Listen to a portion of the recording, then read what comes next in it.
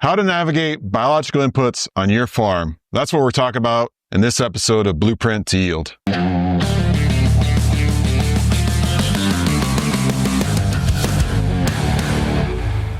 everyone, Mike Evans here, Calibrated Agronomy with Clint Frese and Jared Cook. And today we're talking about how to navigate biological inputs on your farm. What's that mean, Clint? What's that question? We were talking before we got on here and you guys brought up that question. What's that mean to you? Well, today I think we're utilizing testing. We're big into calibrating products, but also I think we can calibrate our biology really well and measure and quantify in our soil and really different geographies. That's what's so neat to me is what makes biology tick in Idaho, what makes it tick down south, what makes it tick in Illinois and Iowa. So to me, it's jumping up with the times and realizing, much like a soil test we're all accustomed to, we can test for products now privately. We can also test our soils, and then we can test them together and see how they blend together before we go spend them dollars on the farm.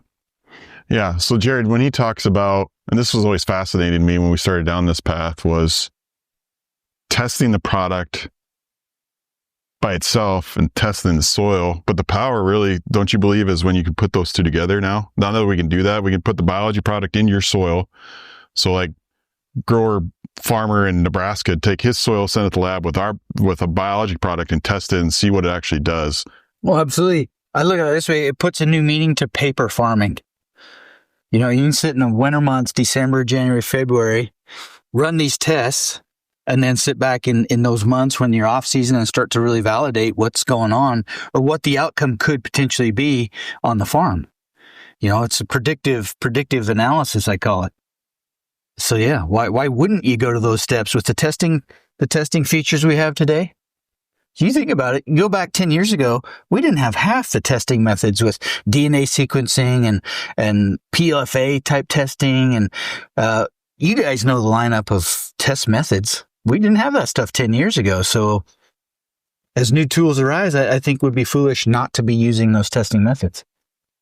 So Clint, you guys do a lot of biology testing. Obviously, you make the bioaggie at your facility.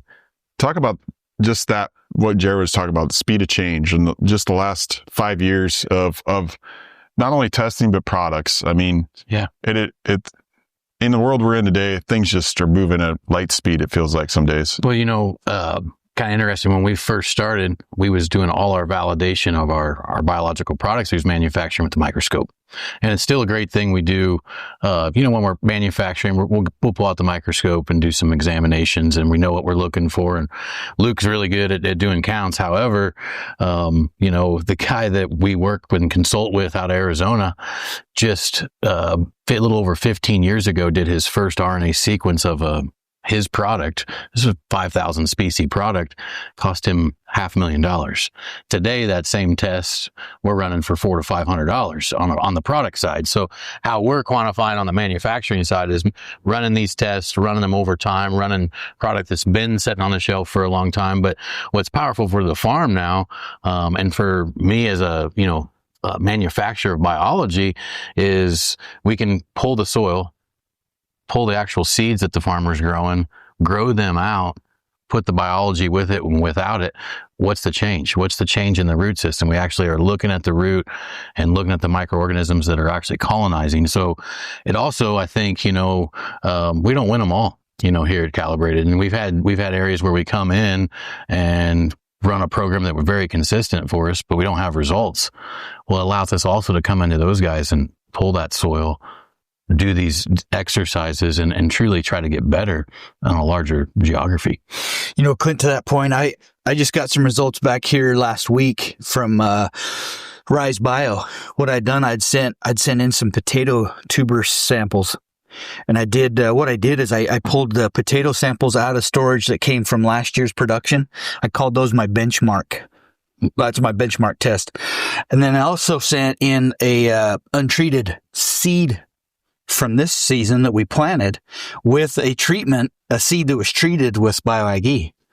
And so looking at the data, it was pretty fascinating to see what the biological profile was on the untreated seed versus how high we took the biological counts on the treated seed.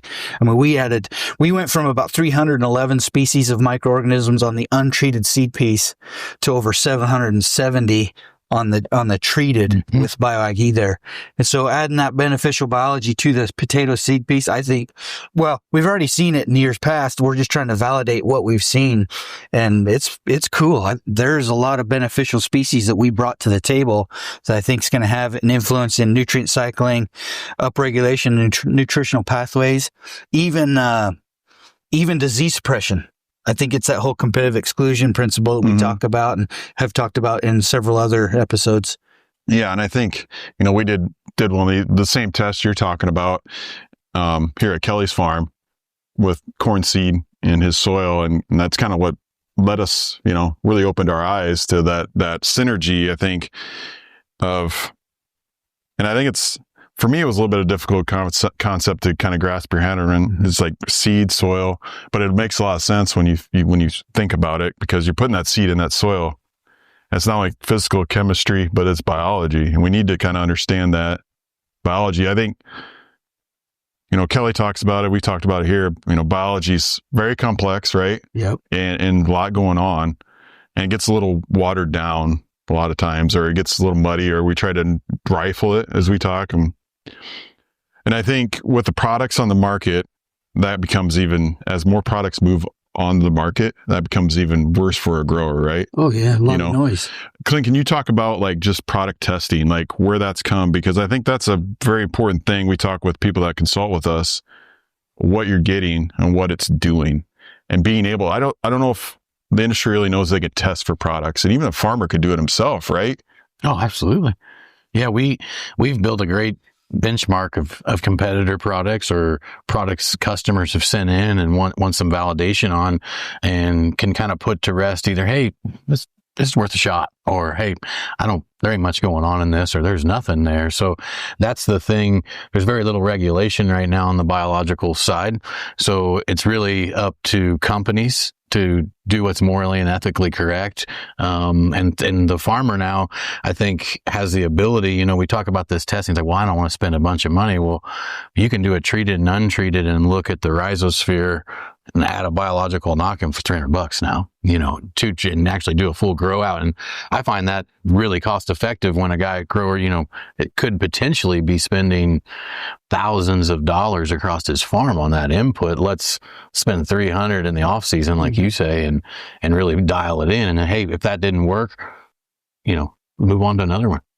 Test another one. Yeah. Because it's always the adage I go back to is like when I was working retail, we sold seed, and you could buy the same hybrids or sell the same hybrids to two different guys, farm right, fence row to fence row, right? And that one would do 20 bushel better than the guy across the fence. And you're just like, well, what's going on? And I think it goes back to farming practices for the individual, history of that farm.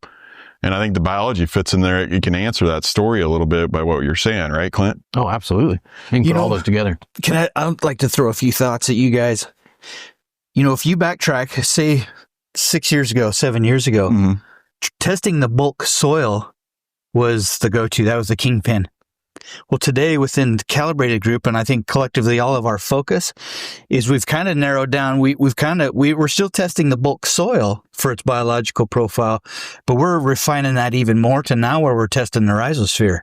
Yep. We're looking at that interface between the plant root and that soil colloid that the root's centered around. It's that rhizosphere area that we're really dialing in on, because we know, like from Dr. White with the rhizophage cycle and all that, we know that's the interface where nutrient exchange occurs, water uptake occurs.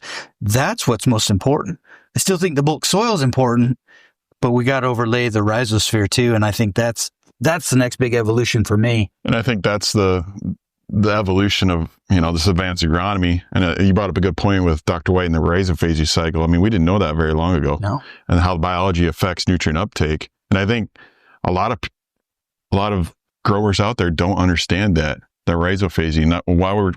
Why reason we're talking about this today is really because of that work. Yeah. And I think, maybe Clint, want to explain that a little bit as people listen to this, what that is, so they understand that why we feel this is so important. Yeah. And one of the things that I think frustrates us all as a group and me as a farmer is when companies try to put a number on how much we can reduce fertility, because, we don't know the environment. We don't know the rainfall for the year, what stress conditions we're going to have.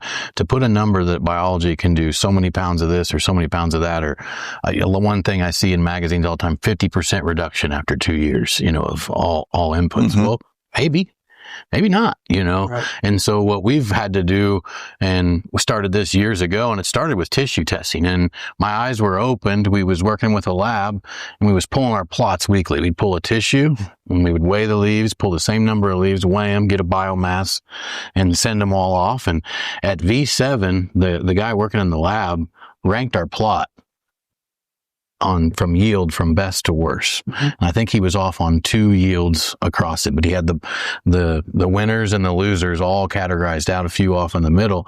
And I'm like, oh, we can actually validate the fertility bump with different biological inputs. So, we really went down the road there hard on the tissue test and validating. So when we take BioAg-E and we say, historically we can reduce NPK 15 to 25%, that is off, 6 years of data that now we're using SAP to measure that flow. And it's been eye-opening, in our impact plots of where we run different rates.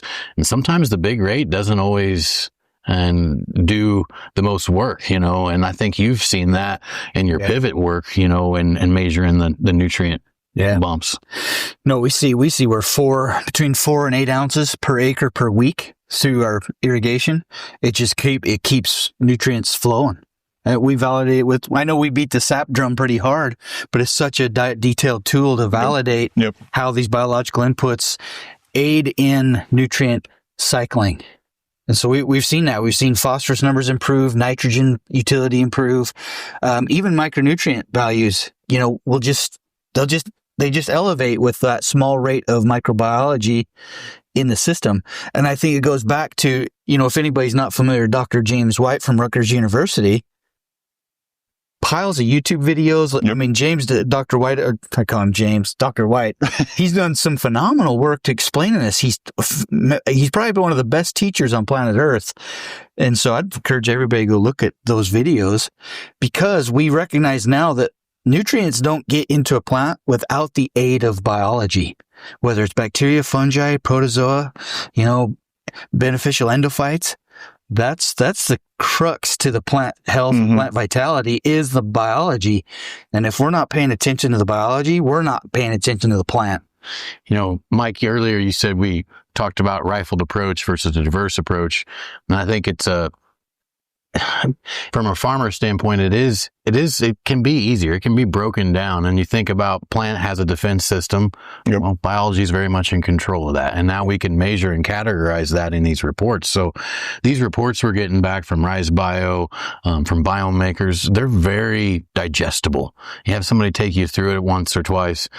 It really is, nutrient pathways. So, microbes that affect those nutrients, microbes that affect hormones. And so I feel that, it isn't so Greek like it used to be. It's starting to become more easy to digest and easy to work through. Yeah, I would 100% agree with that, because I always think of just even my progression. And here's Kelly.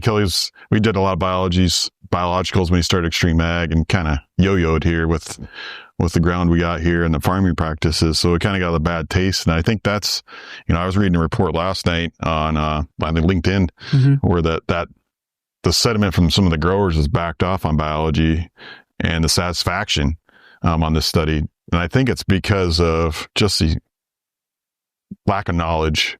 And I think it goes back to what you said too, is everybody wants that silver bullet, that easy button. We always called it back in the day when I was in retail. Hit the easy button and just go do it. But I think it's that diversity, like what we've seen with BioAg-E or any diverse product. And I think complexity makes fear. Would you agree with that? Yeah, that's a fair statement. Yeah. So it's a complex thing, but it really, like Clint, you said, well, these reports make it simpler to digest. But I think the complexity needs is important to talk about, and it doesn't have to get too complex, but I think the things I've learned, and I want you guys to talk about, is just beyond the bacteria. I think we're bacteria dominant. Wouldn't you agree? In the industry, we worry about it. That's kind of the easy button, so to speak. But the fungi, the things I've learned just from talking with you guys, like the protozoa and that whole soil food web, and how important it is to get the whole thing working. Absolutely. And I think the other side of the navigating this biology, it's not when your soil system's broken a little bit, it takes a while to rebuild that. And can you guys kind of enlighten like a grower on that process of it takes some time, especially with you? I think you probably deal with it more because of your high value crops, right? Right. Absolutely. Well, so we know through some of our testing, like you guys right here in this farm behind us, you guys have what was it, Mike? About 1 to 17,000? Yep. 1 to 1,700. 1 to 1,700 bacterial to fungal to bacterial ratio. Yep. So bacterial dominant. Yep. Out west in our soils, we'll range anywhere from 1 to 900. We're bacterial dominant most of the time. We do see ebbs and flows, though. Come into the early spring, we tend to be a little more fungal dominant. But as soon as our soil warms up and that temperature climbs and moisture climbs, man, we go bacterial dominant like crazy. And I think a lot of your nutritional pathways, a lot of your biocontrol pathways that aids the plant's defense system, those are fungal driven processes. And as soon as our soils naturally switch, we lose some of that. And so that's where we need to manage that bacterial fungal ratio with the use of inoculants. And so that's where, going back to the whole testing methodology, that's where it's imperative that a grower deploy some of these testing methods so they can start getting a handle on what that rhythm and flow looks like on their farm. Yeah, I mean, Clint, since you guys have been, manufacturing BioAg for 10 years, I mean, have you, using these testing methods, switched up the formulation to kind of get to that more, like he's saying, more balanced fungal bacteria, bringing the fungi in? And the other thing, talk about that. And then I think the other thing we talk about in our circles that's more important too is the food source for the biology. Oh, yeah. Yeah. We spend a lot of time trying to get our fungal numbers up because as Jared said, that is, our soils are always going to be bacterial dominant, especially with just the intensity of farming, the intensity of growing potatoes with all the cultivation tillage, you're going to go bacteria. The other thing he's got going in his area, he's got low humidity. Well, it takes high humidity to keep fungal dominant in a soil. You go low humidity, I don't care how good of inoculum you're going to have. And I really think that's his success of the bigger rate up front. Floods that, gets that bacteria to fungal ratio better, and he does small rates all season. It's the only way to sustain it. Now, in our soils in West Central Illinois, I almost feel that we have don't almost always need a fall digester. If we've got we've had so many applications now, I see the white mycelium growth as soon as the combine pulls out of the field if I have some moisture and decent temperature. So, I think you got to think about the environment and think about how to use the product most effectively. We can use something wrong, have a really good thing, not know how to use it correctly. And I think that's one of the things this testing's doing. But on the bacteria to fungal ratios, I think it has been overblown in the industry. Is it critically important? Absolutely. But to achieve a perfect 1-to-1 balance, probably not going to happen. You may achieve it for a week or two, but then you look at it 2 weeks later and it may be more bacteria. There's a natural ebb and flow and cycle. Yep. And then there is that in our BioAg, and as it's stable for 2 years, we'll see it go really fungal dominant, and it may go a little slightly bacterial dominant. But the thing we got going in there is we've got all these spores, fungal spores. So even when we may be, if you get in a cycle of BioAg and we're more bacterial dominant, we're loaded with spores. I mean, we got one of the highest spore counts some of the labs have ever seen. So that is one of the secret sauces to, I think, our success with the fungal side is, hey, even if we don't have them, we got all these spores we can inoculate and they can take off in the environment. Two, the food source is important because we just talked about how important the fungal is. Well, if you choose the wrong food source, you're just going to exacerbate the whole bacteria problem. You can just blow up the bacteria. And why that is bacteria populates about every 20 minutes. So every 20 minutes, we're doubling in size. So 2 to 4 to 8, 16, and so forth. Most of your fungals just every 2 hours. So if you have a very simple carbohydrate as a food source, that bacteria is just going to gobble it all up, and it's never going to allow the fungal to populate and grow. So can we go out and apply enough food source to feed biology in our soil? No. But we can put enough right at inception to ignite it, get it to take off, and then we're hoping our plant, the organic materials and carbons in our soil continue to feed it. So, Clint, do you think, this little off topic, Mike, you have to forgive me, We'll get back on it. but I got a brain okay. thought here. This guy's he's gonna bring home the bacon. Do you think, based on how we fertilize our crop with micronutrients, NPK, that has an effect on the plant's ability to feed balanced exudates into the soil for fungal dominance? I think there's all sorts of correlations, and I truly feel in the next 5 years that's going to become a lot more light's going to be shed on it. I think Dr. White is very much so working on what nutrients are very tied to microorganisms. Iron's one of them. Right. Sulfur is a huge catalyst. Yeah. You know, so one of the things we see in our sap testing, and I use as an indicator without even a biological test, I will look at silica and manganese. And if those are both cranking, I know that soil is pretty dang active. Yeah. We've kind of validated that as a tool with Scott Wall and us collectively. Yep. And so there is very much indicators. And I think the healthier the more balanced our crop is nutritionally, more carbon it's got, more extra energy it has to put into the soil to feed biology, to fix more carbon. So they're very much in tune. I think we've, as a industry, or, you know, it doesn't matter what industry it is, we always go extreme left, extreme right. We go all biology or all chemistry. Well, they work together. They work together. Yeah. So, Yeah. I love that. I appreciate that. Thanks for letting me deviate, Mike. Oh, always. Always. You're a gentleman. But the food source, I think, is so important. You know, when you kind of hit on it too, is like I get calls, and I'm sure you guys field these calls. You know, guys are like, take an info program. Well, can I just add sugar to it? You know, and before, you know, I was like, yeah, you know, you need some kind of energizer. But now what we've learned is like, you're not completing that food web. Yeah, you're going to explode that bacteria, which will be good for a short term, but for the long term, you know, it could be a net negative at the end, because that sugar will get consumed so fast. Sugar can be a piece of the food source puzzle, but it shouldn't be your sole one, you know, for sure. Well, isn't it a fair statement that sugar is a single bonded carbon, and what the plant and the soil organisms thrive on is double bonded carbons? Is that a fair statement? Very much. Yep. You get a lot higher energy sequence with your double bonds. Right. Yeah. So it's just fascinating, you know, even thinking 2 years ago where we were at and where we've come to now, and heck, even 6 months ago in this biology game. But there's a lot to learn. I don't feel like they need to be fearful of it. I think need to engage it. It's a great education piece. Bang on our own drum here. We've done enough testing and validation within ourselves. We feel pretty confident in what we're talking about because we've not only tested, but we've implemented and seen the results. Kind of wrap it up here. I mean, you know, we're talking about navigating biological inputs on the farm. You know, guys that are kind of sitting here going, well, I've tried some stuff in the past, product X, product Y, kind of been a yo-yo result. I mean, what those guys that come to your guys' door, what's kind of the conversation, or what's kind of the advice to them to kind of roll forward and give them confidence back into this biological world? My advice is if you don't have a biological assay type test, DNA sequencing test that really opens the doors to what the modes of action are for that product, I don't use it right out of the gate. I gotta see that report before I deploy that product on the farm. I'll give you one classic example. I did this in reverse about 10 years ago. We had a biological product that looked good. It was sexy.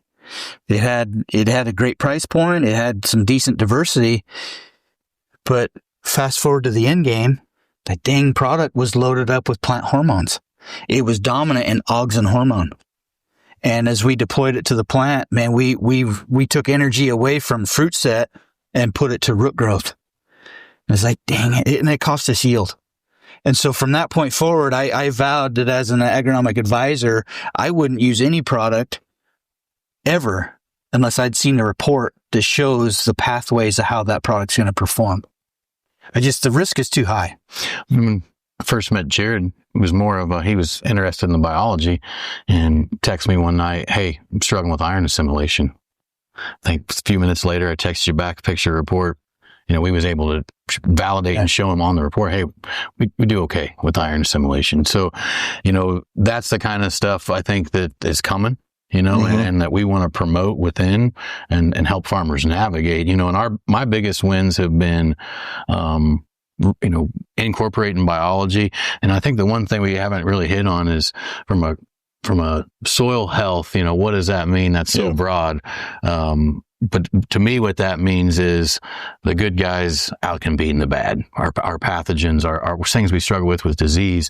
And so we can validate that now. So my biggest win has been doing a more holistic approach to crop protection.